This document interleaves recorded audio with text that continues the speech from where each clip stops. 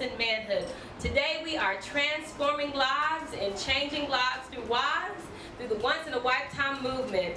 What are you thinking? The complex mind of a woman and a man. It's not an experience. It's a moment.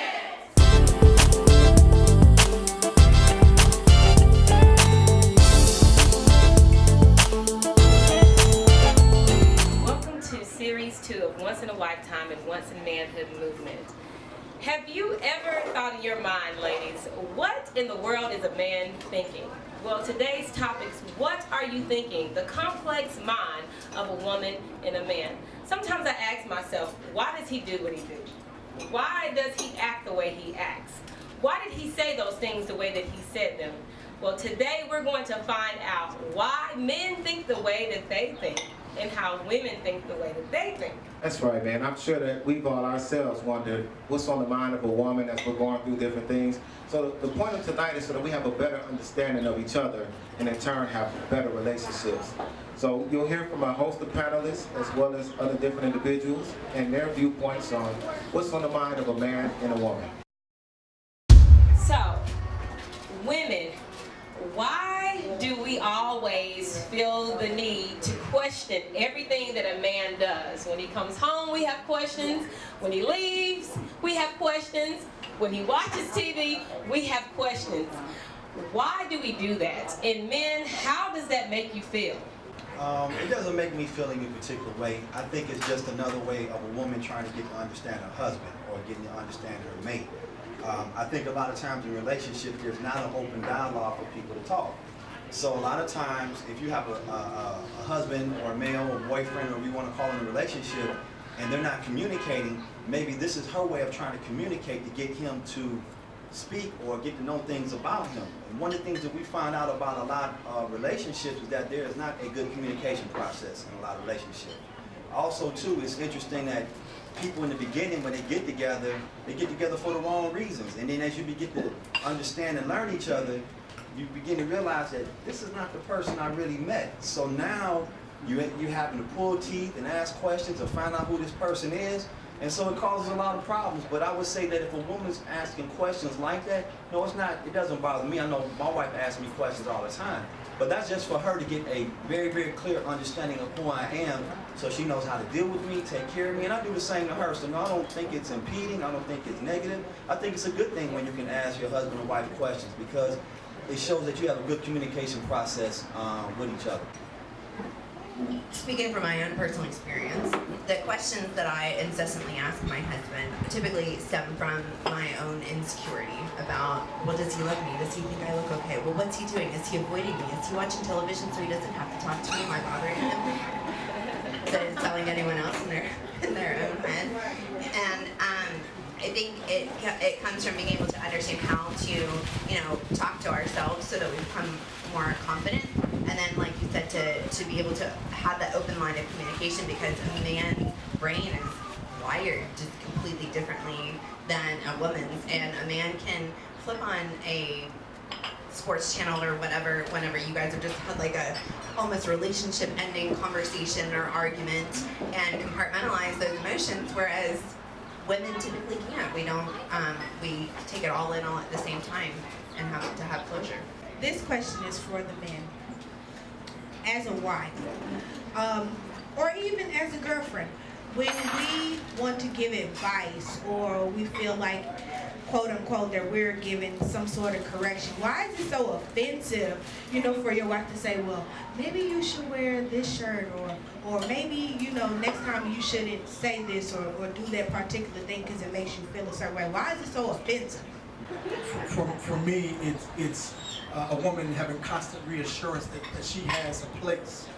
And, for me as a man, my wife, I don't need the everyday, I love you and this and that. And, I'm more, you come home every day, that expresses it for me. But for her to have a say, it reassures her of the love that she has and her position as, what I call it, short E. We're the Short family. So it's Short Incorporated. And she has a place, in that. Not when she knows I lead. I don't have to say I'm leading. I lead by example. but her putting her input and feeling valued, it reassures her of her self-confidence. And that, you know, we fight over ties all the time. She's a terrible, I'm gonna get in trouble. She's a terrible tie picker, you know, in my view. But sometimes I let her do it because it makes her feel great. And in my mind I'm saying, not really, but I do that because that's an investment back into my home. And even though I don't feel that it's what I would have picked out, that me backing down on that one little thing, it gets me more love, it gets me a meal, it gets me a back massage, it gets me a happy life in the morning. And you have to just really learn that as men that, you know, sometimes you have to let those things go, and that builds her up as a positive individual in the home, in her place. So it'll work in your advantage if you do it. Is we all know and have heard traditionally throughout the course of years that men are more logical. We deal with facts. Women are more emotional. They're driven by emotion. We realize this going into relationships, going into marriage, communicate, yet somehow we still fall into the traps of not understanding each other and having issues because men are dealing with logic and women are dealing with emotion. Why do you think it's difficult for us to find common ground?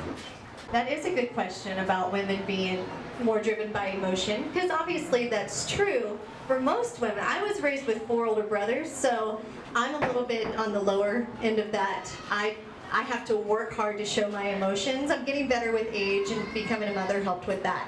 But I think it's also just the communication comes in handy when you know where each other stands. You're always going to be emotional if you don't know how the other person feels, if you need constant reassurance, if you always have to ask. So that's why just to know each other and know the things that you're supposed to say to the person that you're sharing your life with, I mean, you should know that person. You chose to be with them. So it's like, okay, do I need to ask them every question that pops in my head? No, I don't need to ask them. So try to control it a little bit. It's just controlling your emotions that we need to get the hang on.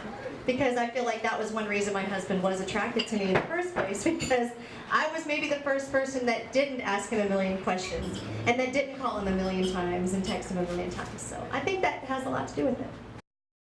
So I want to talk to our single women. All the single ladies. All the single ladies, yeah. Ladies, why do single women love from a distance?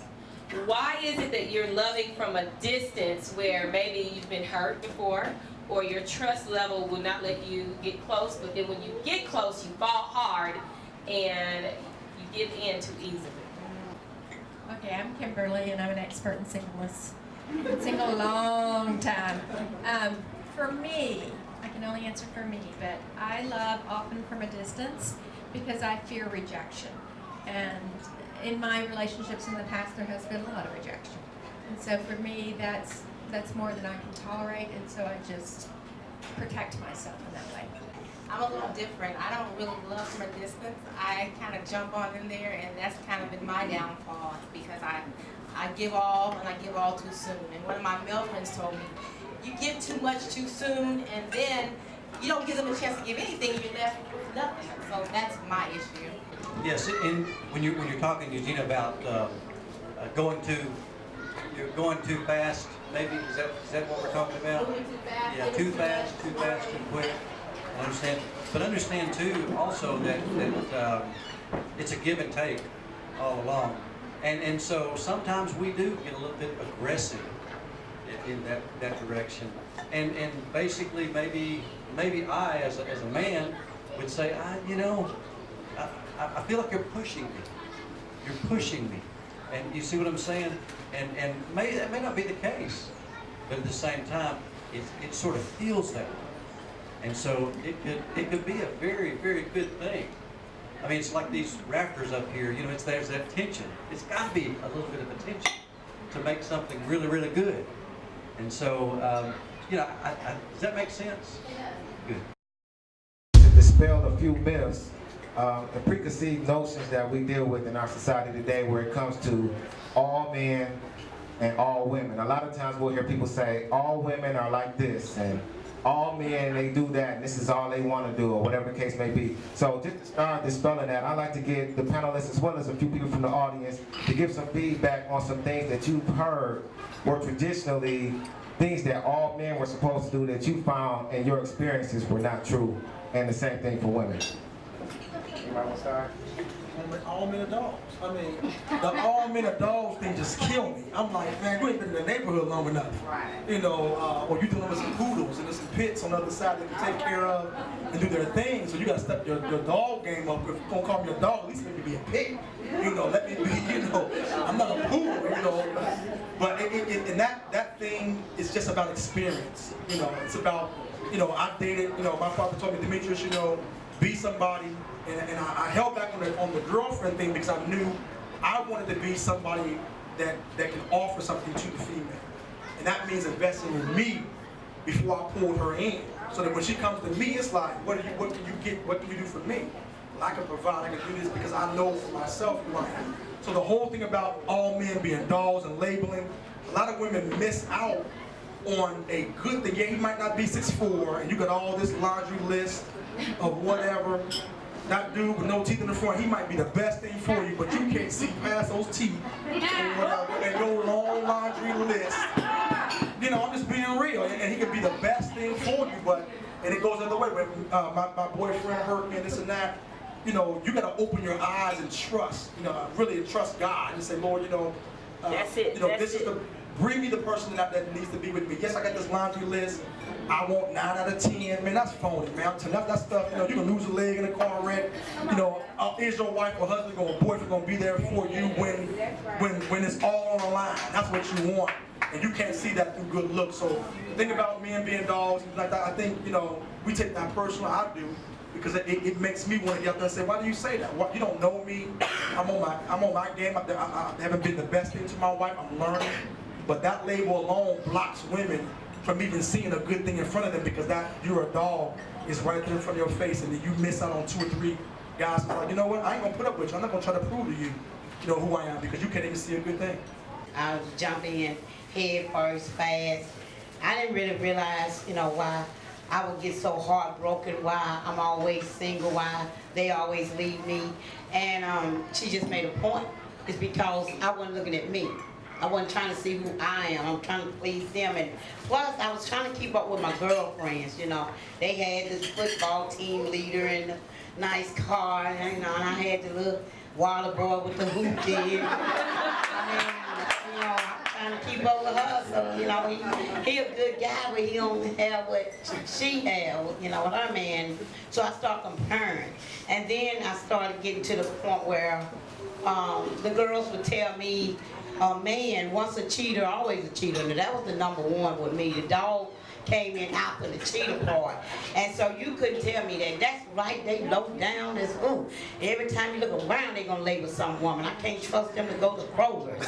And so I really, guys, I'm telling y'all, I was really stuck on you guys. It took a lot of prayer, it took a lot of therapy, and it took a lot of elder women to kind of bring me back. Because I have really just painted a picture where neither one, any man, nobody could tell me anything different. And what the sad part about it is, I told my sisters and my nieces the same thing. You don't need no man, take care of yourself, blah, blah, blah.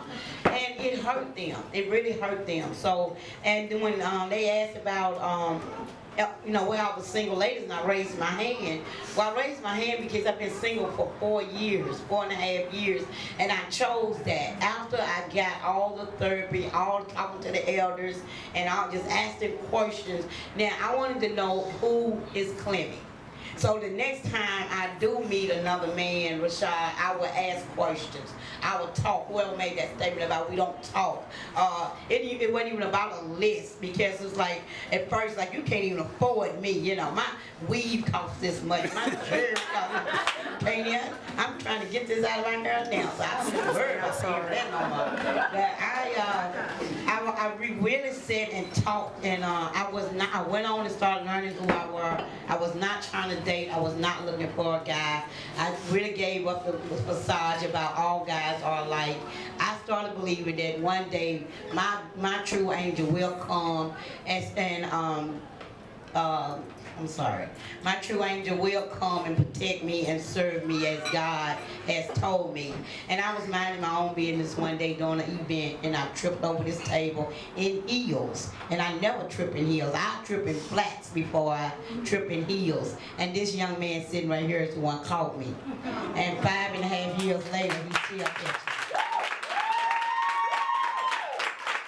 So, gentlemen, I have taken that word back, that all men are not cheaters, all men are not dogs. Ladies, we have to give ourselves a chance. Yeah, we do have to slow down. Yeah, we have to stop jumping in head first and start jumping in heart first. No, he didn't make it quite much money I was hoping, but he run my valve wire and he opened the door for me when I go to the car.